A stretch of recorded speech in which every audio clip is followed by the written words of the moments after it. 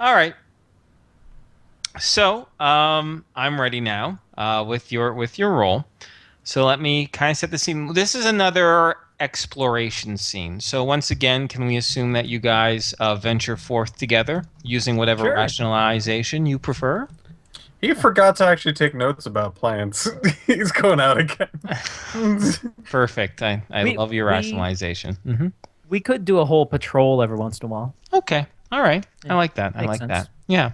So while you patrol eastwards in this area, you come across, you start to navigate it around an area that clearly has become flooded slightly. Not quite swamp-like conditions, but very, very close. The water that's nearby is stagnant and has this strange green tinge to it. You come across a small pool of water, and within the water and the foliage, you come across just a second, a there we go, a what seems to be an old house, partially submerged, out here in the wilderness. Plenty of trees seem to be growing around it, and through the stillness of the air, it seems that this has been undisturbed for quite some time. Um, it appears to be a two-story house, although the first story is, from the looks of it on the outside, almost completely submerged. Access to the homes is through the three front windows that you can see. In addition, a side window along the left side of this building here that is partially grown over. Seems that there was some sort of mudslide or other sort of shaking event that have caused earth to be pressed up right against the glass. It's a mere 2 foot area. However, if you were to plunge into the water along the right side of the building itself, it seems that there has been enough destruction to that side that you could enter through the home if you choose to uh, from the rightmost direction through the open gaping hole in the structure.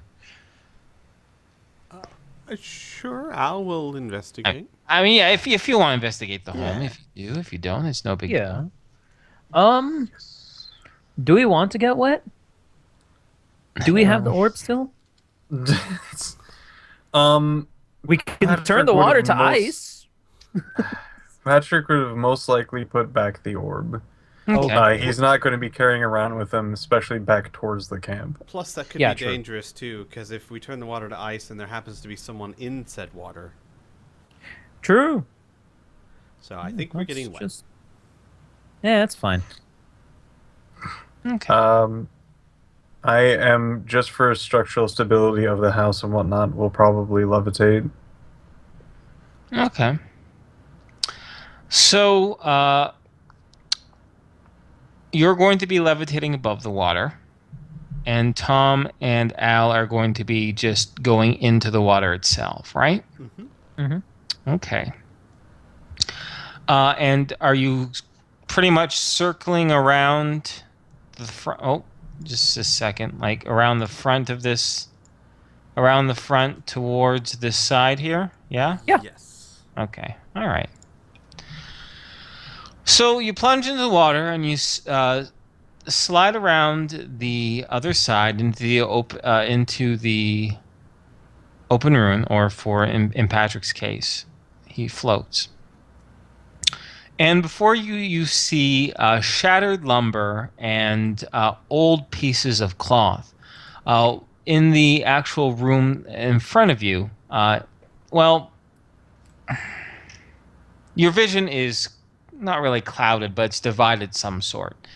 Obviously, the division of this ceiling and the floor between the first floor and the second floor is still within your line of sight. And from your vantage point, you can actually see the bottom floor and the top floor. The bottom floor is nearly completely submerged in this brackish green water.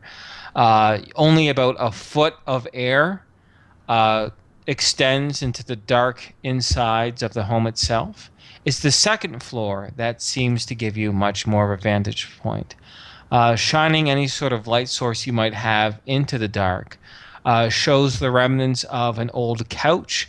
The fabric itself is completely rotten, just hanging off of a rotted wood structure, and some small metal springs still shimmer in the light. You can see something further on into the darkness, but you're not entirely sure what. You do get the outline of something large and slimy, perhaps about 3 feet large, just at the edge of your light. However, for you to investigate further seems a little bit tricky. For the wood that makes up the floor of the second floor seems to be very, very trepidous. Any sort of weight you fear might cause you to break through it completely. Well, Al's not going up there, that's for sure. sounds like a job for Patrick. Oh, Go okay. Gadgetlevitation. Yep. Yeah, I suppose Patrick would probably give a good old float over there. Okay. Floating on over, and I'm assuming it's fair enough that you're using your little light source. Yes. Okay.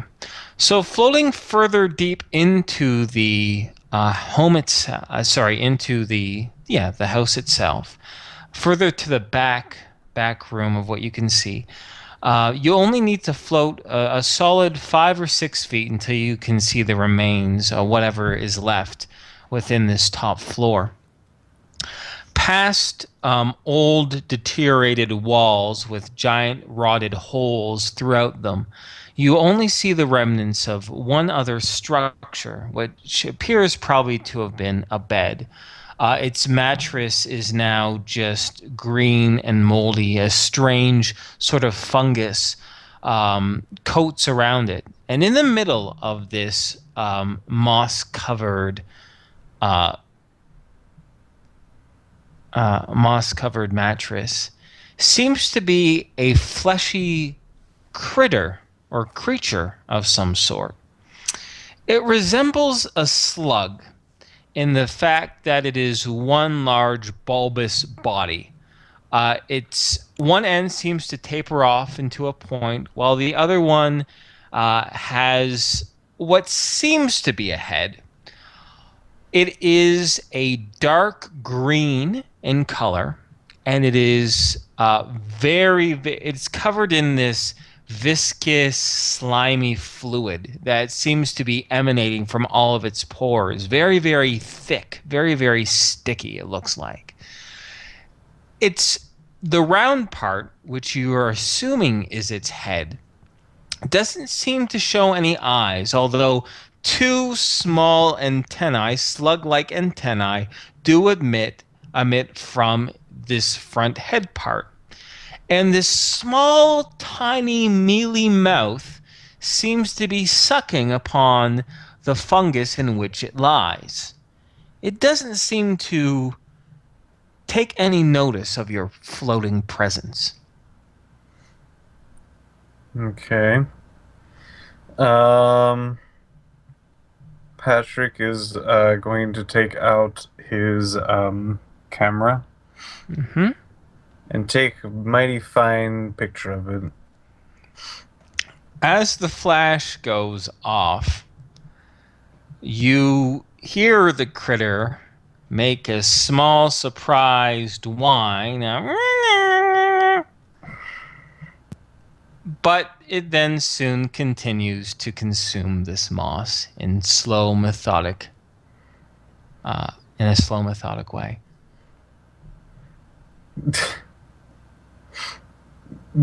Patrick will leave thinking to himself of wondrous things like having it as a pet.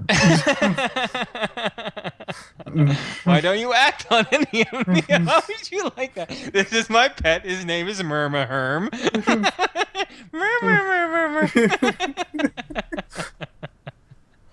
He likes moss. He likes moss. He doesn't really do much but eat moss, but whatever. It's what he does. I'm just kidding. We have too many pets. That's true. You do have a Jackie, so she'll get jealous. Is there anything else you guys like to do in exploring this home? Any questions you have for me or any sort of actions you'd like to take? Generally being curious about history and things like that. Would probably do any sort of significant like Skill check? building, or if it has a particular type of building that is important to society. Okay, so you want to do an archaeology and an anthropology check. I'm so sorry. I should have had you do that check beforehand, but I was so focused on the critter inside the house, I forgot. So thank you for reminding me for the applicable skill check. So let me know which ones you do.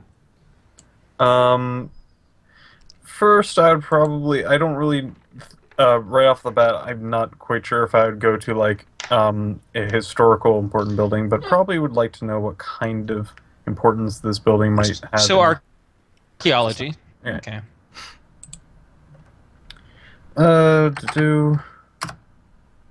Okay. Archaeologically, this seems to be a two-story home, a pre-rifts home, it seems. Although you're quite certain, since the rifts happened, you believe, about 300, perhaps 400 years ago, it's still very foggy exactly what happened. It is very likely that this home was used at some point by somebody else, for it is unlikely that the fabric and the steel and the wood that you saw would have lasted for so long otherwise. In fact, it is very likely that this building, since the archaeology that you see, it's very likely that this had been refurbished at some point, probably within 100 or 150 years ago. Remodeled in some sort of way. The structure improved upon by somebody who appears to maybe have known what they were doing, although because things are in such of a poor state, you can't get much more out of that. Why don't you do your anthropology check now? Okay. They replaced the 2-prong outlets with the new 3-prong outlets. Okay. The slug attacks Al.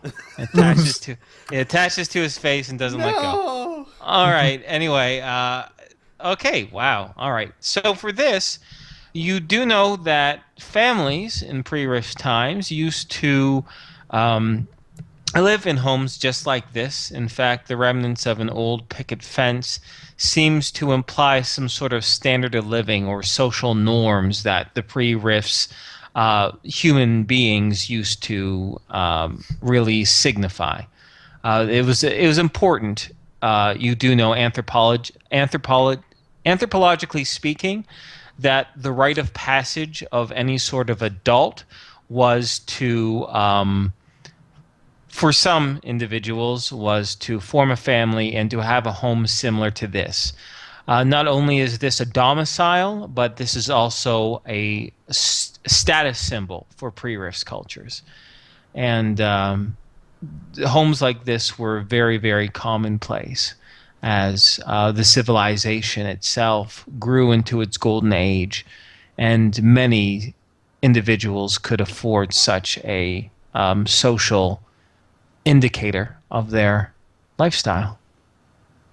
Social indicator of their wealth, I guess I should say. Yeah. Now there's a really cute slug in it. Yep.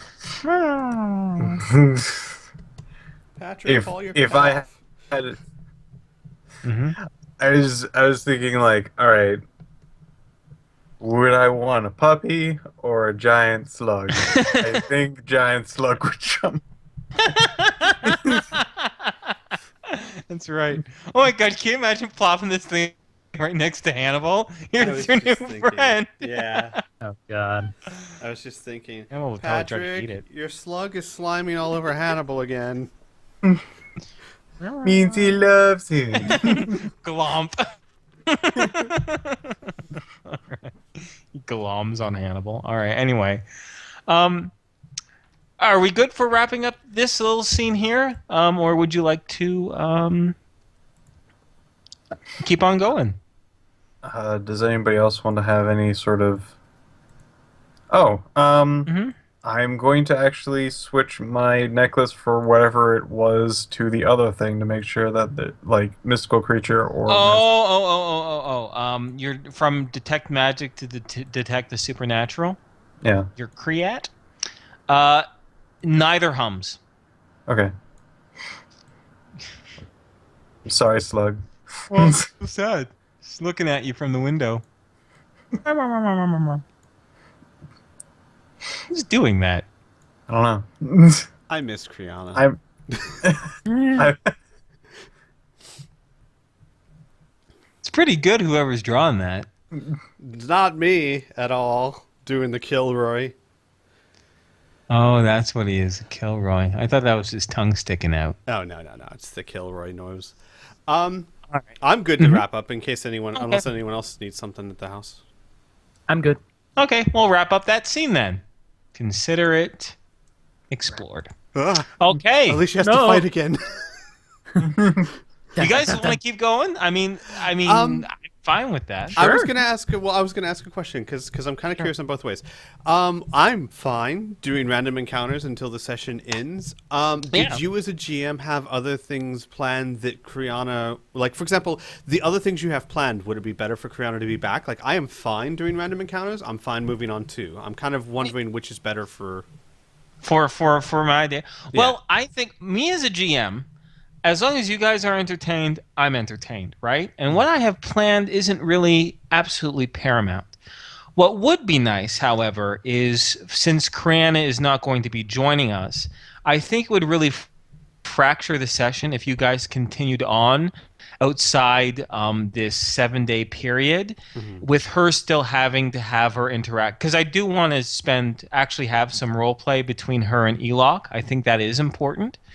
Yeah. So if you guys are up for it, it'd be nice for us to do another 2 or 3 little fun little random encounters. This session can just be this, which is fun, right? Yeah. And then at the beginning of next session, I can do this role play with Criana with Eloch, and then you guys can venture out. You know what I mean? perfect with that. Yeah. That Sounds perfect. I think that is just fine by me. So, okay. I would like to test out my new spiffy suitcase. Your new spiffy suitcase. So Please refresh my memory. So it is a suitcase full of ridiculous amounts of information about plant life and beings and things like that. Where did you get this suitcase? It was at Perrin's Post. I think it was one of the few items that were like electronic. It was just basically like an information like computer. Wait a second. You mean you're calling it a fucking suitcase? It's because it's the size of a suitcase. You son of a bitch. It's a plant identifier, right? It's a fucking it's like an all identifier. It's ridiculous. Yeah. It's pretty great. Give me a moment as I go to my item list. Field identifier kit or something like that, right? Your magic suitcase. Yeah, that thing. You asshole. Confusing me. I'm like, when did I give up my magic suitcase? Oh my god. Picture of Patrick straightening his tie, putting it on the counter, snapping the 2 little things and opening it. The 2 clasps. So, yeah, you can definitely play around with that for a while. It has a wealth of knowledge and will assist you in identifying a lot of plants, a lot of animal lives, all sorts of stuff. So, in some cases, if I read correctly as well, it can also scan pictures. It sure can. I got a slug picture for it. a slug picture for you. Here you go, Mr. Machine. Here's a picture of a slug. Nom nom. All right, give me a moment. Well, I want to read over the description myself again, real quick. I'm gonna call it Mrs. Ma'am. Mrs. Ma'am. Ma'am. Come on. Inferno, find it. No one wants to watch you do this. No one wants to watch you do Don't this. say that, Inferno. I do. Fuck. Where are you? I'm going through my list right now, and I'm trying to find the. Okay, you know what? Critters. It can identify quite a bit of alien life forms. Roll me D100. Okay. 26. Yeah, okay. This thing is okay. The entry reads as thus.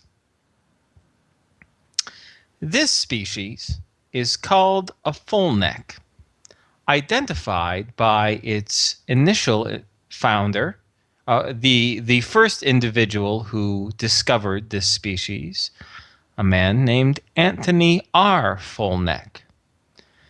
These creatures are believed to be an alien life form, although at this current time it is unsure exactly which world it may have come from.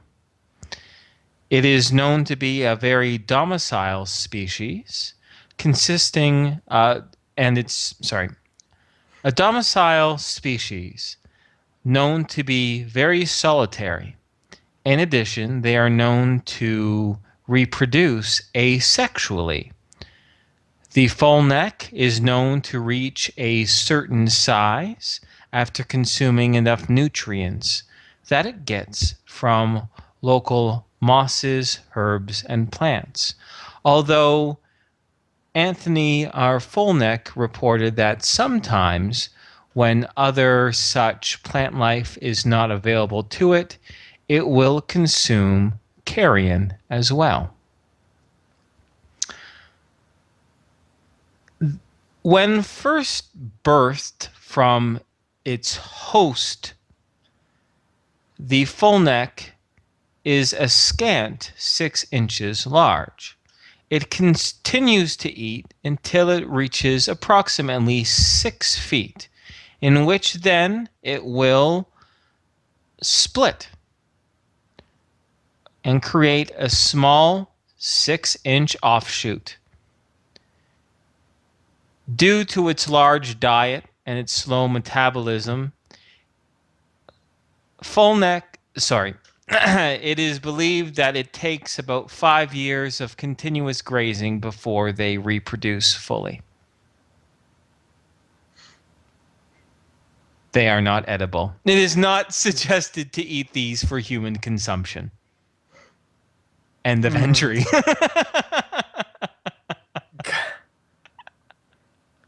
All right. Now I hope Patrick that works. All the ers and rs and the stumblings were not in the entry. That was just Inferno going I just think if it's like the computer processing and just has that like, naturally in there. Sure. Whatever. It's just like zoot. Zoot, new zoot. Zoot. I remember that. That was great. Thank you. There you go. Patrick is seriously considering going back and getting us a bed. Eh? He's going to have to consult his friends. Okay. But I think a few days will probably pass before he does that. So I think a new random encounter might be applicable. Do you remember what I called this thing? Long neck. Full neck. Full neck. Yes. Full neck, yeah. Good. Because Inferno is not just writing that down again, just in case. Freaking Patrick's just store it. What? We're gonna have a second doghouse next to the first. Oh my God. This is gonna be awesome. All right. Whose turn is it to roll? I believe Patrick's. it is mine. All right. Oh, 27. Let's see. As I scroll up, 27. Please roll again. okay. 21. Oh. Okay. Are you all here? Yes. I believe No. we might be Squee is away. not. I'll wait till Squee gets back. Okay. Whoop, whoop, whoop, whoop, whoop. So. Yeah. So how's it going? Actually, I honestly. Mhm. Are you back, Squee? no. No, damn. I actually think we might be able to rig up like a mini aquarium or something for that guy. Full neck. Aquarium. Yeah. Like if we were to set it up in your workshop, that might work. Cuz he just eats moss, right? He eats multiple things, but moss was the one thing that I definitely know he eats. Is it a carnivore? Probably not. It sounds very herbivore to me. I think it said in a pinch it will eat non-plants. Yeah, let's not have it anywhere near Hannibal. Sir. It's eating animal, but look how adorable it is. No. It'll take him 7 hours to eat animal. You just see like Hannibal halfway down the head sticking out, just whimpering. Someone help me. Oh boy. Yeah, I'd rather like create some kind of like terrarium or aquarium or something. Like a glass enclosure for it. Although I don't know like what materials we have other than the MDC materials. Why an aquarium? So we can like see it? I don't know. So It you can check seems- it out. Yeah, it seems to like water Why don't you or let wet him out? things. Like walk around and things. Because in a pinch it'll eat fucking That's if we don't not give him plants. food. But I don't want him anywhere near Hannibal. You're so mean to him. Her, I don't excuse me. care. It. It's Yeah, a her. big ass slug. It is- Yeah. Welcome Okay, back, welcome back, Alcibiades. Okay. We're just talking about the slug. But Piff rolled, and I want to make sure you are present for this, Mr. Al. Sorry, I keep getting things from my throat, so I've been It's fine. going How out a lot. dare you. Okay.